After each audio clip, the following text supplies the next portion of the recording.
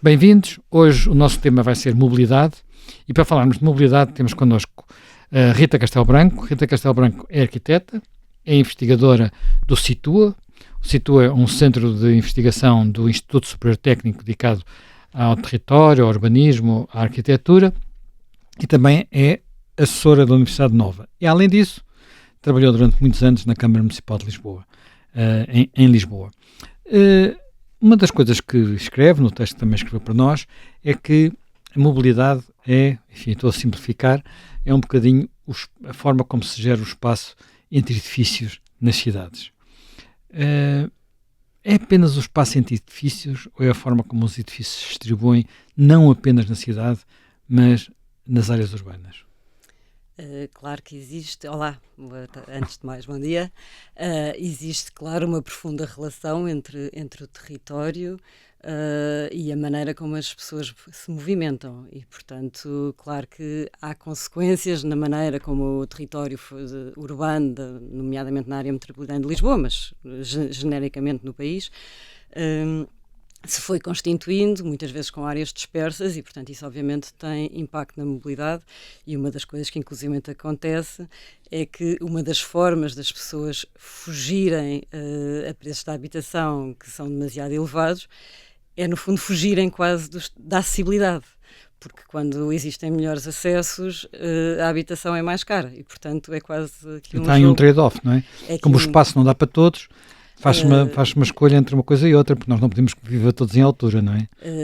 Não podemos viver todos em altura, mas claro que seria desejável que a cidade fosse mais contínua e mais compacta do que realmente é e da maneira que foi sendo desenvolvido.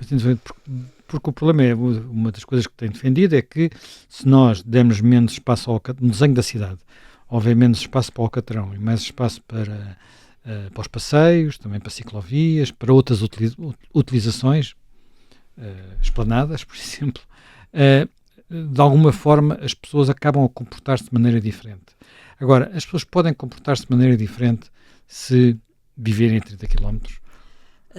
Sim.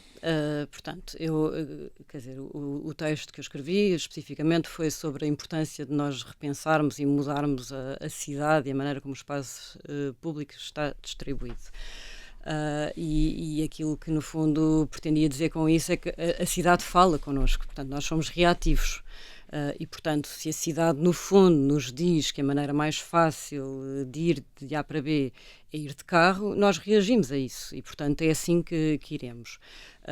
E, portanto, existe muito esta ideia do hábito, mas os hábitos criam-se, transformam-se e, portanto, por isso é que existe planeamento. Nós, quando planeamos, não estamos a trabalhar para aquilo que temos, não é? E para a repartição modal que temos, estamos a trabalhar para a repartição modal ou para o que for, não é? Mas que queremos, que ambicionamos e, portanto, para moldar exatamente esses comportamentos.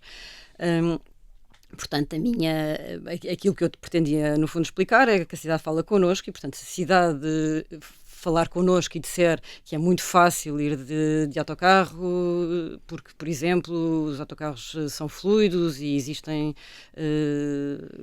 portanto, as faixas base que são contínuas, etc. E, portanto, é uma boa forma de andar. Se nós tivermos ótimos passeios, se nós tivermos uma rede ciclável que é contínua e que é segura, a cidade também comunica que aquela será uma boa alternativa. Em relação à pergunta concreta que me disse quando uma pessoa vive a 30 km,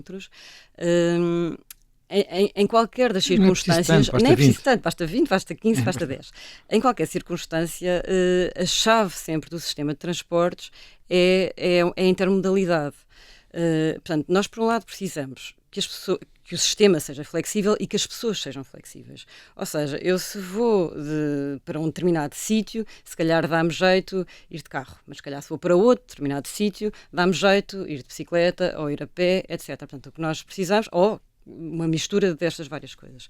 E, portanto, nós precisamos é que o sistema seja flexível e bem articulado entre si e que as pessoas sejam flexíveis.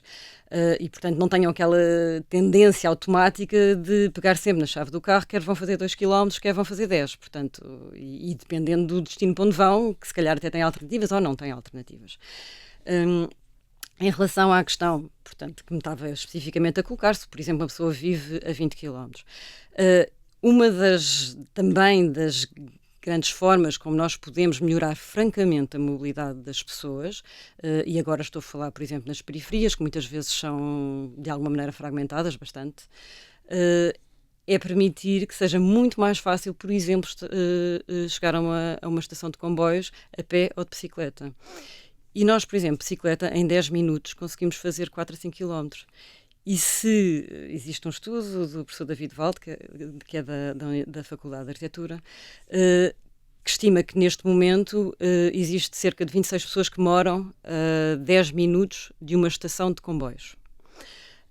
Mas se nós pensarmos não em andar a pé, mas em andar de bicicleta, 76, salvo erro, portanto 70 e tal % das pessoas moram perto. A bicicleta não é para todos, não é? Não é para todos, com certeza que não, nada é para todos. E há várias coisas que são muito, muito limitativas da mobilidade das pessoas. Uma é a distância, como levantámos, mas há, em relação à bicicleta, a orografia, portanto, o relevo, que torna mais complicado, mesmo com bicicletas elétricas, e depois a idade, não é? A própria idade das pessoas, e depois há outra coisa que também é muito limitativa, que é, se eu tiver que levar as minhas crianças à escola. Claro. Portanto, se não tiver uma escola, e isso em muitas zonas enfim, da grande cidade é complicado. Claro, mas eu não mudo isso só porque de repente é mais difícil circular com o automóvel. Porque se eu tiver que levar as crianças, como é que faço? Não, eventualmente não é porque é mais difícil circular com o automóvel, é porque de repente tornou-se por algum motivo, foram resolvidos vários dos seus problemas que fazem com que afinal andar de bicicleta até seja uma alternativa. Mas com certeza que está-me a dizer nem toda a gente pode andar de bicicleta. Claro que não, mas também nem toda a gente pode andar de carro e nem toda a gente pode andar de diversas outras maneiras. E também não é suposto nós andarmos sempre de bicicleta quando perguntam, e quando chove? Quando chove vai-se de outra maneira, não é? Portanto, aí é que está a flexibilidade. Sim, mas a outra maneira, se de repente deixou de haver alcatrão. Não, mas ninguém aqui está a falar em deixar de haver o que quer que seja. O que nós estamos a falar é redistribuir as opções, redistribuir o espaço e que a primeira opção que nos ocorre não seja aquela que tem mais externalidades e que, pelo contrário, se criem melhores condições para todas as outras. Não é para obrigar ninguém a andar a pé ou de bicicleta, etc. É para que aqueles que o querem fazer o consigam fazer. Portanto, é, no fundo, potenciar muitas pessoas que poderiam de facto fazer e até muitas que podem querer e muitas que hoje em dia até nem pensam nisso, não é? Mas é muito diferente pensar numa cidade como Lisboa ou como o Porto ou mesmo como Coimbra em termos de bicicleta do que Paris ou Madrid ou Aveiro. Claro, todas as cidades são diferentes e têm as suas próprias características, mas, por exemplo, uma coisa muito engraçada, o Jan Gehl, que é uma pessoa que desde os anos 70 que tem vindo a falar destas questões, e portanto é assim uma referência um bocado incontornável, e ele foi uma das pessoas que contribuiu muito para a transformação de Copenhaga. E Copenhaga estava umas décadas atrás, estava atolada em carros. Também completamente plana. Assim. Claro. Mas estava atolada em carros. E ele próprio conta uma coisa, que é, ele tinha vindo de Itália e de repente foi para Copenhaga e dizer que temos que fechar as ruas aos carros e criar mais espaço público, etc. E respondiam, mas isto não é Itália. Portanto, e qual é a graça disto? É que, não, Copenhaga não é Itália, porque tem pior tempo, não é? Mas depois nós chegamos, mas isto não é Copenhaga, Lisboa não é Amsterdão. Nenhuma cidade é outra qualquer. O que nós temos é que perceber o que é que elas souberam fazer e o que é que nós podemos aprender. E há muita coisa que funciona. Por isso é que eu lhe pergunto, em relação, por exemplo, à questão das crianças, que apesar de tudo é um problema. Quem quer que ande em Lisboa, e penso no Porto é a mesma coisa, sabe que o trânsito nos acessos a Lisboa e dentro da cidade é diferente quando há aulas e não há aulas. Portanto, quando não há a pressão de levar crianças de um lado para o outro, o trânsito diminui automaticamente. Porquê que nós não temos sistemas de transportes escolares como há noutros países? Pode-lhe dizer que a questão dos pais que levam as crianças é sempre, em todos os países, de alguma maneira, é sempre uma questão. Pronto. Portanto, não é linear. Claro que é evidente. Carros amarelos dos Estados Unidos. Por exemplo, tem, mas esses autocarros, se soubesse o custo desses autocarros, ficaria assustado. Portanto, o que nós também temos em Portugal muito... Vamos comparar com outros custos, não é? Por exemplo, se comparar com a Alemanha, é raríssimo as crianças andarem em escolas privadas. Em Portugal, e muito mais nesta geração do que, por exemplo, se calhar na minha, é muito mais frequente as crianças andarem mais frequente, quer dizer, numa determinada classe, é mais frequente as crianças andarem em escolas privadas. E, portanto, existe mais essa tentativa. Portanto, isto também passa mesmo porque estou a falar da escola privada simplesmente porque normalmente tendem a ser mais longe do que a escola pública, não é? E, portanto, se nós, inclusive, há estatísticas, na escola pública as crianças normalmente vão mais a pé do que quando estão em escolas privadas. Até por razões geográficas, digamos, simples, diretas, claro. É mais perto. Claro, a escola pública, em princípio, é uma escola com certeza, tem pelas suas regras, é de proximidade. A outra escola é a escola que a pessoa entende que é a melhor, não é? Portanto, há escolhas diferentes aí, que dificilmente podem mudar, porque é preciso também mudar a escola pública. Claro, exato, era para lhe dizer que há também outro leque de questões e, portanto, aí estaríamos a falar de educação e a divergir, mas depois existem várias condicionantes. Por exemplo, dos temas que às vezes é abordado, eu tenho lido em alguns sítios, é a chamada mobilidade partilhada. O que é que eu entendo por mobilidade partilhada? Por exemplo, nós termos pequenos veículos elétricos, que não são bicicletas, são utilizáveis por pessoas de mais de 65 anos, que é uma parte importante da nossa população urbana, e que, em vez de serem de propriedade de cada um, são funcionam como as bicicletas da Câmara Municipal de Lisboa, ou da Câmara Municipal de Cascais, ou da Câmara Municipal de Aveiro, só para dar alguns exemplos. Portanto, e esses sistemas não podem ser também tão transformadores como as vias bus, porque as vias bus também têm um problema. Nós temos uma cidade mais apertada do que outras, não é? Em termos de Temos, mas depois o que acontece muito, se pensar também, é que nós muitas vezes temos péssimos passeios e, portanto... melhores passeios e vias bus não sobra nada. Eu sobra, claro, não, mas quer dizer, se nós, por exemplo, pensarmos em ruas que têm 40 centímetros de passeio, que se calhar até estão a 500 metros do metro, mas que aquele passeio não é de todo apetecível de fazer. Portanto, é evidente, isto tem que ser um sistema, portanto, não há qualquer intenção de pensar, toda a gente tem que andar assim, toda a gente tem que andar assado. Não, tem que haver N modos de transporte que se coadunem com as necessidades específicas daquele dia, porque, por exemplo, se tiver a carregar alguma coisa, se calhar vai precisar de um carro, ou se tiver com uma pessoa mais velha, porque vai levar ao hospital, quer dizer, a sua necessidade não é a mesma do que simplesmente vier trabalhar sozinho. Se tiver crianças, a sua necessidade é diferente. Portanto, depende dos dias, depende das horas, depende dos trajetos que nós fazemos. A questão o futuro é sem dúvida partilhado e eu acho que também é muito por aí a mensagem.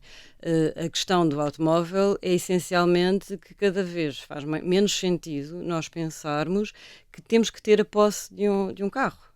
Até porque a posse de um carro é muitíssimo penalizante em termos de orçamento familiar. Está estimado em cerca de 500 euros por mês, para mais e não para menos, o custo de um carro por mês. E se pensar isto em termos da família portuguesa, é um custo mesmo muitíssimo significativo. Portanto, não há aqui nada de pensar, estas pessoas não podem ter carro, podem, mas elas deveriam também poder não ter carro e disporem de um carro quando precisam, porque existem, de facto, sistemas partilhados, car sharings e outros modos, e além de melhores transportes e melhores redes que sejam mais capazes.